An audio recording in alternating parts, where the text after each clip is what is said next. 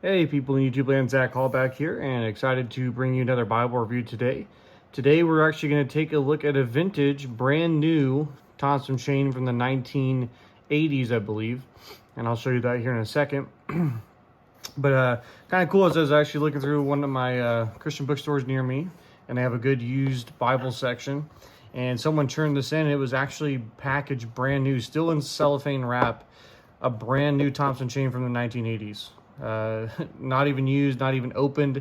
I actually had to take it out of the cellophane wrap, and so it was kind of cool to open a Bible from the 80s that was completely brand new.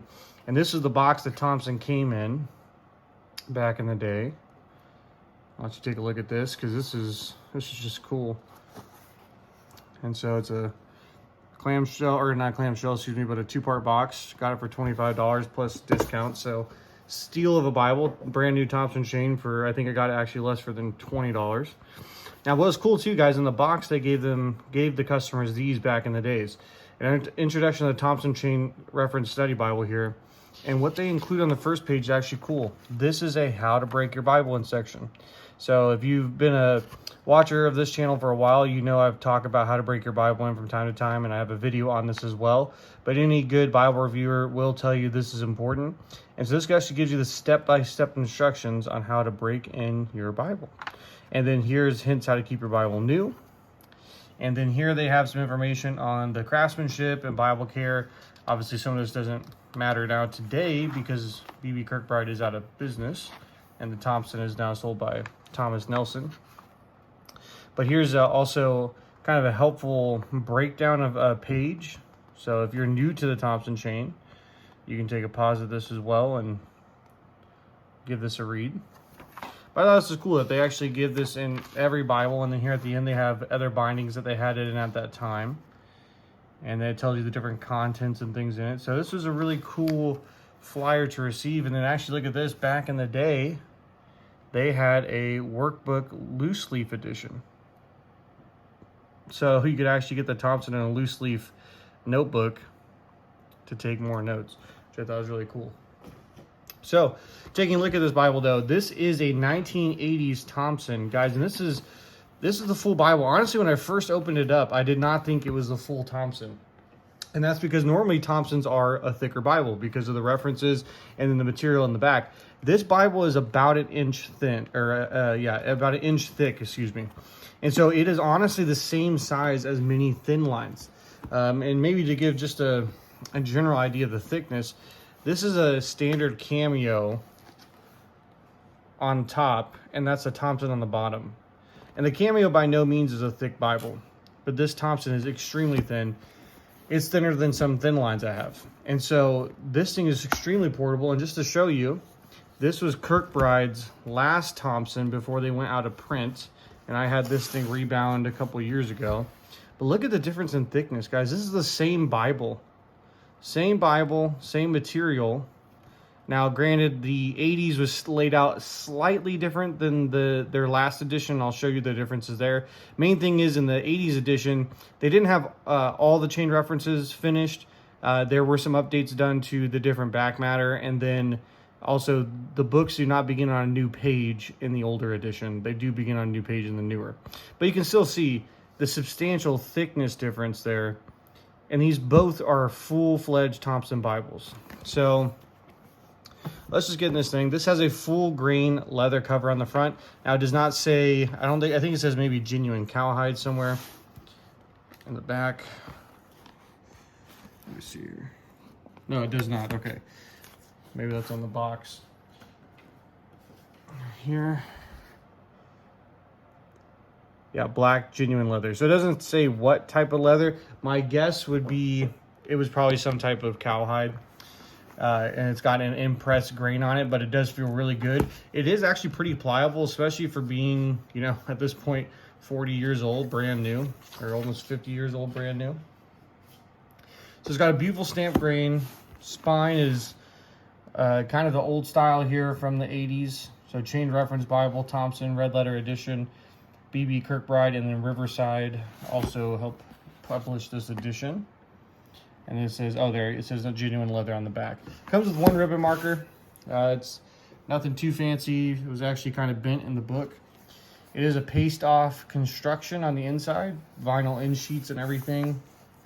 It is slightly reinforced, so you can see that it is taped and glued there at the spine. You do have a couple cardstock pages, and then you get into the title page here. But again, you just see how thin this is compared to this other Thompson. Is just, I don't even know how they did it. The paper is definitely thinner in this older Thompson.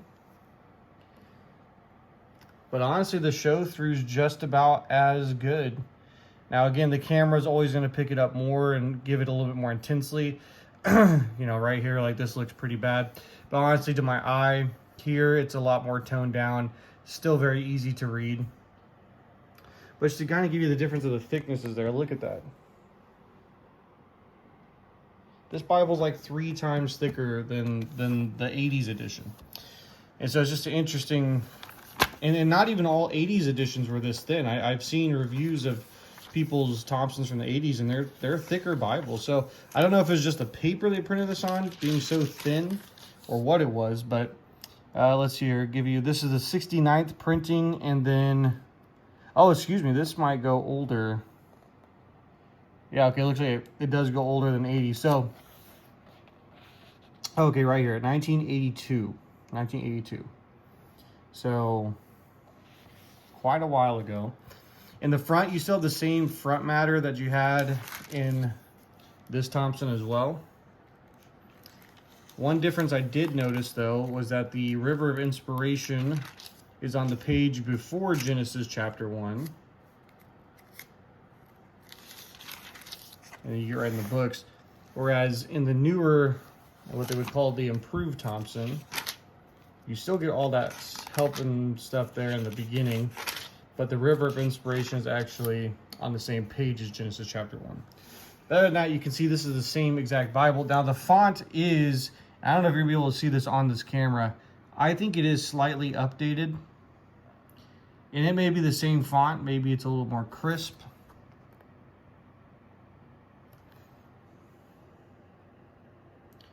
But to me, it does seem like this older font is a little bit different than this font. But it's very close. So there's the title page. And then you can see as well here, so this ends on verse 27, and the new improved edition ends on verse 24. So the chains are even going to be a little bit different as well.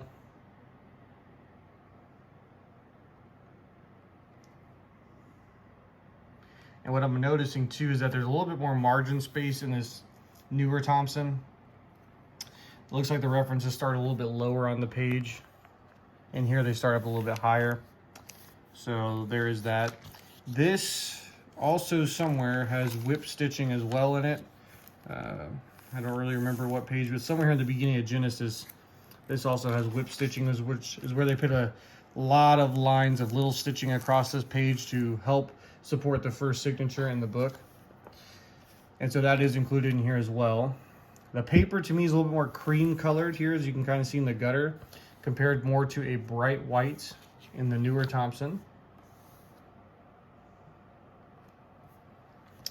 Both of these are red letter. Now, something interesting was in my edition here, unfortunately, when they were cutting this thing, actually here, let's see, you can see I took some notes in this. You can see it doesn't bleed through, but the notes goes through those in 005 pigment micron, so definitely could take notes on this paper and highlight. But let's see, where is it? Joel chapter 3 here. Unfortunately, when they folded and cut this must have got folded before that. And so you can see there's an extra perimeter and margin here. And not only that, but these couple pages are actually bound together by the outer page. So what I'm going to have to do is, I think I'm going to have to cut along this edge with a roller blade that I have, so it'll be a nice clean cut with my Bible rebinding tools here, and cut here, and then that will open this page up, and I'll have to round the corner and everything. But for now, I'm kind of tucking that in. I'm basing it off to a rebinder too that maybe has a little more skill to handle that problem. But The text is beautiful. The print is pretty consistent. Here's the red letter. I actually like the red letter in this edition a little bit better. To me, it seems a little bit less pink.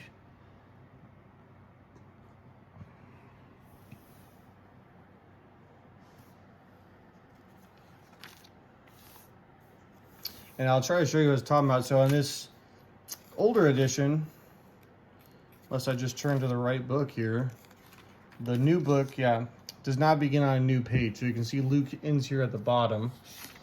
And then in this older edition, or excuse me, the newer edition,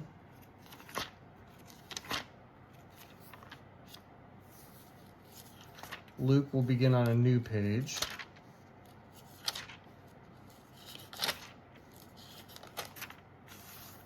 So you can see they bumped it from the bottom, moved it up to the top, and give it its own page. And so that's standard in the new Thompsons. They begin every book on a new page, whereas the old Thompson, it actually just continues on the same page there.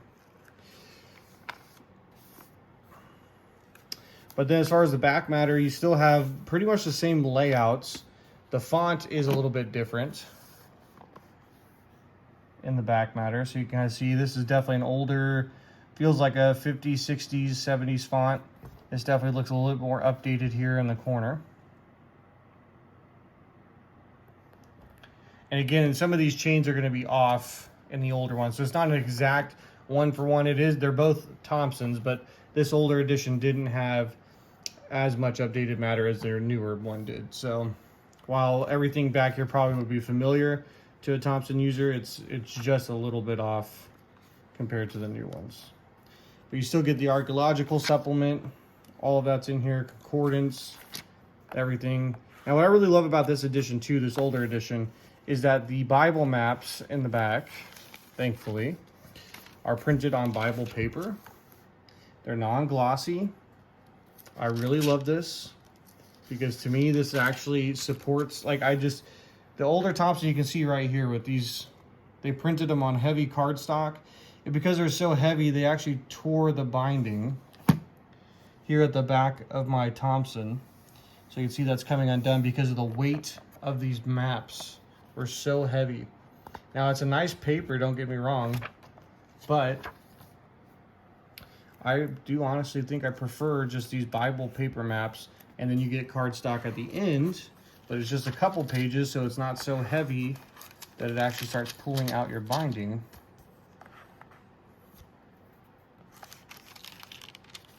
So you get the back here, and you can see that binding still nice and tight. So that was one of the other differences I definitely noticed, and I appreciated that. So what's cool is this, this is a brand new Thompson ready to use from the 80s. And I definitely have used it and will plan on to continue using it. But I just want to share this with you guys because this is kind of just really a blast from the past. Not only is it an older one, but it was not even used. It's brand new.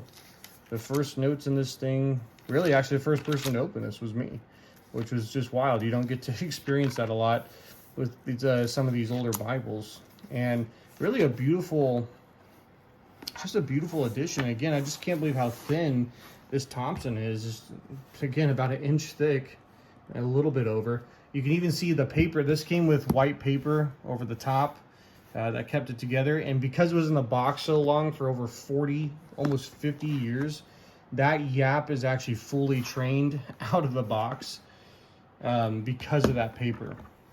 And so you can see just how that yap just folds over there. And so that was kind of cool too. When I got that out of the box, I thought that was pretty neat. They did put some pretty decent yap on this Bible, at least on this edition back in the 80s. But just a beautiful grain on here. And I've debated about getting this rebound because, number one, I mean, the cover is pristine condition. The leather's still beautiful. It is more of a stiff leather. There's no doubt about that. It's not leather lined, but it is supple enough. It's got a good feel to it. It won't really scratch or anything. It's got a good grain imprinted onto it. So I don't know. I might just leave it alone, but I really do need to get that page and Joel fixed. I'm kind of backing up around it, but you can see the gilding here.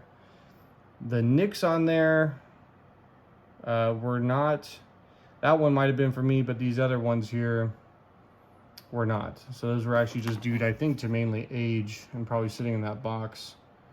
But the gold, I mean, the gilding looks so nice still from, again, being 50 years old. So just a beautiful, well-made Bible from Kirkbride, really when they were kind of in the middle of being at the top of their game back in the 70s and the 80s with this Bible, just as far as their bindings and the paper and the print quality. Just everything kind of came together here. These are still being printed in the US at this time with quality materials. And so to me, just even the reading experience between these two, I prefer this older edition. And again, the ghosting is to me a little bit worse in the newer edition, especially in the red letter sections. You can just see the difference there. Not to say that, you know, this paper is overly thick than this one, but I do feel like it's slightly better. So there they are. I'll just kind of stack them on top of each other so you can kind of see them side by side again. But again, it just, I mean, look at that. The difference in the thickness. Same size text block, width and height. Just one is a lot thicker. I know it's a little deceiving with that yap, but still way thinner of a Bible. So very cool. I mean, it turns out to be essentially a thin line Thompson, which was fantastic. Love that. It's definitely a lot easier to carry. It's not as heavy. Very easy to keep open in the hand as well. So, and that might be also due just to the nice structured cover that it has. But then I just thought it was cool too that it included all these older documents in it. You know, that would have been brand new back in the day, especially how to open your Bible and break it in. I mean, you don't see that with any Bibles today, honestly. And so there's kind of the box it came in. Interesting. I mean, just pretty basic, but just the font just screams that kind of 60s, 70s era style packaging.